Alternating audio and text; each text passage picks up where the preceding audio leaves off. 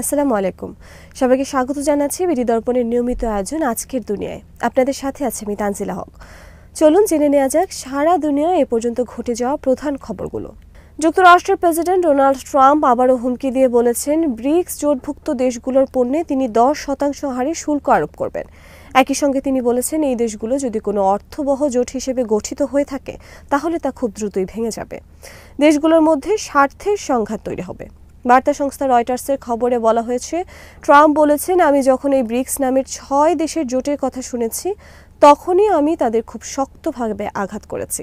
আর যদি তারা সত্যিকার অর্থেই অর্থপূর্ণ কোনো জোট গঠন করে তাহলে সেটা খুব দ্রুত ভেঙে যাবে। এ সময় তিনি কোনো দেশের নাম উল্লেখ না করে বলেন, আমরা কখনো কাউকে আমাদের সঙ্গে খেলা করতে দেব না। ট্রাম্প আরও বলেন, তিনি মার্কিন ডলারের বৈশ্বিক রিজার্ভ মুদ্রার মর্যাদা ধরে রাখতে বদ্ধপরিকর এবং কখনোই যুক্তরাষ্ট্রের কেন্দ্রীয় ব্যাংকের ডিজিটাল মুদ্রা চালুর অনুমতি দেবেন না। গত 6 জুলাই ট্রাম্প ঘোষণা দেন ব্রিক্স জোটের কথিত আমেরিকা বিরোধী নীতির সঙ্গে যারা একমত এমন দেশগুলোর আমদানির ওপর নতুন এই 10% শুল্ক কার্যকর হবে।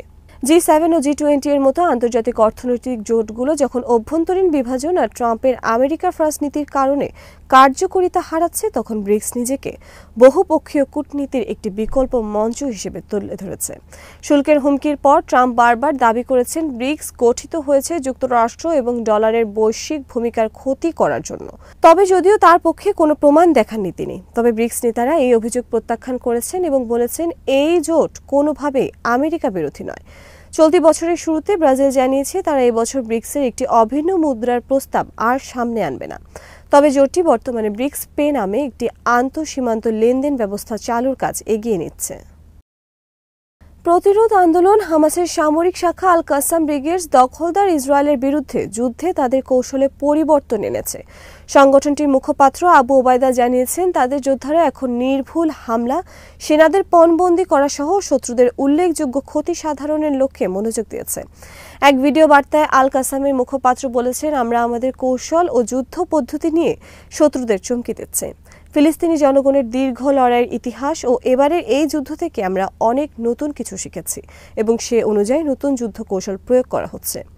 মার্চ মাসের পর এই প্রথম ভিডিও বার্তা দিলেন আবু ওবায়দা। তিনি সতর্ক করে দিয়ে বলেন, ইসরায়েলি সরকার যদি এই লড়াই অব্যাহত রাখে তাহলে আমরা আরও সেনা ও অফিসারদের পণবন্দি করার পথে হাঁটব। গত কয়েক সপ্তাহ ধরে গাজায় প্রবল প্রতিরোধের মুখে পড়েছে ইসরায়েলি বাহিনী। এই সময় তাদের বেশ কিছু সেনা প্রাণ হারিয়েছে প্রতিরোধ যোদ্ধাদের হামলায়। আরব শাসকদের সমালোচনা করে এই মুখপাত্র বলেন, লাখ লাখ নিষ্পাপ মানুষের রক্ত ঝরেছে আরব নেতাদের নীরবতার কারণে। তিনি বলেন, এই গণহত্যা সহ্য করার জন্য কোনো অজুহাত দেয়া যাবে না। যাদের হাতে ক্ষমতা আছে তাদের অবশ্যই এটি বন্ধ করার জন্য কাজ করতে হবে। এদিকে গাজায় শুক্রবার ইসরায়েলি হামলায় নিহত হয়েছে আরও 94 ফিলিস্তিনি, আহত হয়েছেন আরও 3.5 শতাধিক। এতে করে গাজায় ইসরায়েলের হামলায় নিহতের সংখ্যা 59,000-এর কাছাকাছি পৌঁছে গেছে। গাজার স্বাস্থ্য মন্ত্রণালয়ের বিবৃতিতে বলা হয়, গত 24 ঘন্টায় গাজা জুড়ে ইসরায়েলি বাহিনীর হামলায় আরও 94 জনের লাশ উদ্ধার করা হয়েছে এবং 367 জন আহত হয়েছেন। এতে মোট আহতের সংখ্যা দাঁড়িয়েছে প্রায় 1,39,974 জনে। বিবৃতিতে আরও জানানো হয়, বহু মানুষ এখনও ধ্বংসস্তূপের নিচে আটকে রয়েছেন বা রাস্তায় পড়ে আছেন। উদ্ধারকর্মীরা সেখানে পৌঁছাতে পারছেন না, ফলে হতাহতের প্রকৃত সংখ্যা আরও অনেক বেশি হতে পারে। রাশিয়ার তেল ও জ্বালানি শিল্পের ওপর শুক্রবার নতুন নিষেধাজ্ঞা দিয়েছে ইউরোপীয় ইউনিয়ন। এতে রাশিয়ার প্রতি ব্যারেল অপরিশোধিত জ্বালানি তেলের সর্বোচ্চ মূল্য নির্ধারণ করা হয়েছে $47.6, যা বর্তমান আন্তর্জাতিক বাজারের চেয়ে গড়ে 15% কম। 2022 সালে ইউক্রেনে হামলা চালানো শুরুর পর থেকে রাশিয়ার ওপর এটা নিয়ে 18তম নিষেধাজ্ঞা প্যাকেজ ঘোষণা করল ইইউ। এর মধ্য দিয়ে রাশিয়ার তেল ও জ্বালানি শিল্প বড় ধরনের ক্ষতির মুখে পড়বে বলে আশা করছে ইউরোপীয় দেশগুলোর ব্লকটি।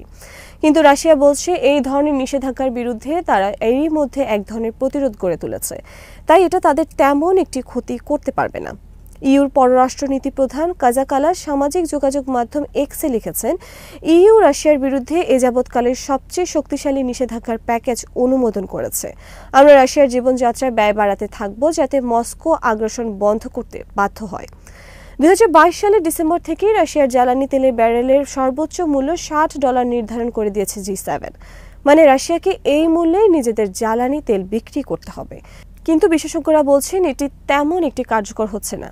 ইইউর নতুন নিষেধাজ্ঞাকে একপক্ষীয় ও অবৈধ উল্লেখ করে রুশ প্রেসিডেন্টের কার্যালয় ক্রেমলিনের মুখপাত্র দিমিত্রি পেসকভ বলেন, আমরা এরই মধ্যে নিষেধাজ্ঞার বিরুদ্ধে নির্দিষ্ট প্রতিরোধ গড়ে তুলেছি এবং নিষেধাজ্ঞার অধীনে জীবনযাপনে খাপ খাইয়ে নিয়েছি।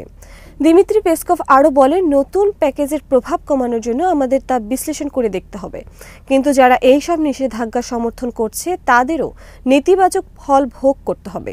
এটি একটি দুধারী তলোয়ার।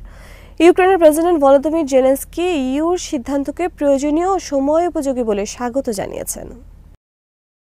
ইসরায়েল ও সিরিয়া যুদ্ধবিরতিতে সম্মত হয়েছে বলে জানিয়েছেন তুরস্কে নিযুক্ত মার্কিন রাষ্ট্রদূত ও সিরিয়া বিষয়ক বিশেষ দূত টম ব্যারাক। এক্সে পোস্ট করা এক বিবৃতিতে তিনি এসব তথ্য নিশ্চিত করেছেন। ব্যারাক জানান, এই চুক্তিকে স্বাগত জানিয়েছে তুরস্ক, জর্ডান এবং অন্যান্য প্রতিবেশী দেশগুলো। এই চুক্তিকে বলা হচ্ছে একটি কূটনৈতিক মাইলফলক, যা মধ্যপ্রাচ্যে ক্রমবর্ধমান অস্থিরতা এবং সিরিয়ার অভ্যন্তরীণ বিভাজন নিরসনের লক্ষ্যে একটি নতুন অধ্যায়ের সূচনা করতে পারে। যুক্তরাষ্ট্রের দূত ব্যারাক বলেন, আমরা দ্রুজ, বেদুইন এবং সুন্নি সম্প্রদায়ের প্রতি আহ্বান জানাচ্ছি, আপনারা অস্ত্র নামিয়ে রাখুন এবং অন্যান্য সংখ্যালঘুদের সঙ্গে একত্রে শান্তি ও সম্প্রীতির পথে একটি নতুন এবং ঐক্যবদ্ধ সিরিয়া গড়ে তুলুন। ইসরায়েল গত বুধবার সিরিয়ার রাজধানী দামেস্কে বিমান হামলা চালায়, যার লক্ষ্য ছিল সরকারি স্থাপনাসমূহ। দখলদার দেশটি দাবি করে তারা এই হামলা চালিয়েছে দ্রুজ সম্প্রদায়কে রক্ষা করার উদ্দেশ্যে, যারা আরব ধর্মীয় সংখ্যালঘু এবং দীর্ঘদিন ধরে সিরিয়ায় বসবাস করছে। সিরিয়ায় দীর্ঘ সময় ধরে ক্ষমতায় থাকা স্বৈরশাসক বাশার আল আসাদের পতনের পর অঞ্চলটিতে নতুন ক্ষমতা কাঠামো প্রতিষ্ঠিত হয়েছে, যার ফলে সরকারপন্থী বাহিনী ও দ্রুজদের মধ্যে একাধিকবার সংঘর্ষ হয়। এই সংঘর্ষে এ পর্যন্ত দশকের পর দশক ধরে চাপা থাকা জাতিগত বিভাজন আবারও সামনে চলে এসেছে। বুধবারের ইসরায়েলি হামলায় কমপক্ষে ৩ জন নিহত হয়েছেন বলে সিরিয়ান কর্তৃপক্ষ জানিয়েছে। দামেস্কে অবস্থিত প্রতিরক্ষা মন্ত্রণালয় ভবনে আঘাত হানার একটি মুহূর্ত সরাসরি সম্প্রচারিত এক ভিডিওতে দেখা যায়, যেখানে স্টুডিওতে থাকা উপস্থাপক হামলার শব্দে আতঙ্কিত হয়ে নিচু হয়ে যান। গাজায় বিগত প্রায় ২ বছর ধরে চলা আগ্রাসনের সময় ইসরায়েল অন্তত ১,২৫,০০০ টন বিস্ফোরক ফেলেছে, যার ফলে ফিলিস্তিনি অঞ্চলটির ৮৮% পুরোপুরি ধ্বংস হয়ে গেছে। আর এতে গাজার আর্থিক ক্ষয়ক্ষতির পরিমাণ $৬২ বিলিয়ন বেশি। টিআরটি ওয়ার্ল্ডের প্রতিবেদনে বলা হয়েছে, ইসরায়েল গাজা উপত্যকায় ২০২৩ সালের ৭ অক্টোবর থেকে গণহত্যামূলক যুদ্ধ শুরু করার পর অঞ্চলটির মোট এলাকার ৮৮% বেশি ধ্বংস করে দিয়েছে এবং ২০ লাখের বেশি ফিলিস্তিনিকে বাস্তুচ্যুত করেছে। শুক্রবার গাজা সরকারের জনসংযোগ বিভাগ প্রকাশিত এক পরিসংখ্যান প্রতিবেদন থেকে এ তথ্য জানা গেছে।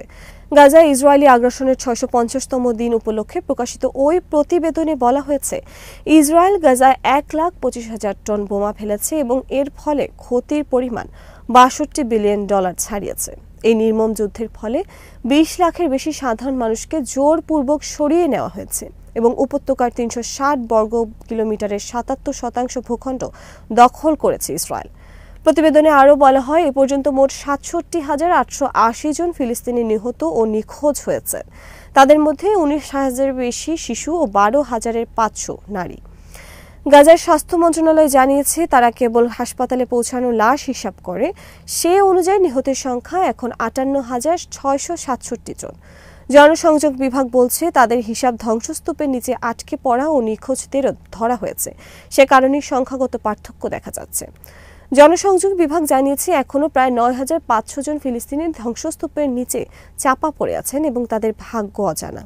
এছাড়া ইসরায়েলি বাহিনী ১,৫৯০ জন চিকিৎসা কর্মী, ২২৮ জন সাংবাদিক এবং ৭৭৭ জন মানবিক সহায়তা কর্মীকে হত্যা করেছে বলে প্রতিবেদনে উল্লেখ করা হয়েছে। এছাড়া গাজায় ২,৬১৩টি ফিলিস্তিনি পরিবার পুরোপুরি নিশ্চিহ্ন হয়ে গেছে, অর্থাৎ এসব পরিবারের আর কোনো সদস্য জীবিত নেই। আজ এখানেই শেষ করছি। সবাই ভালো থাকুন, সুস্থ থাকুন আর দেখতে থাকুন বিডি দর্পণ। চ্যানেলটি ভালো লাগলে সাবস্ক্রাইব করুন। সংযুক্ত থাকুন আমাদের ফেসবুক পেজে। আল্লাহ হাফেজ।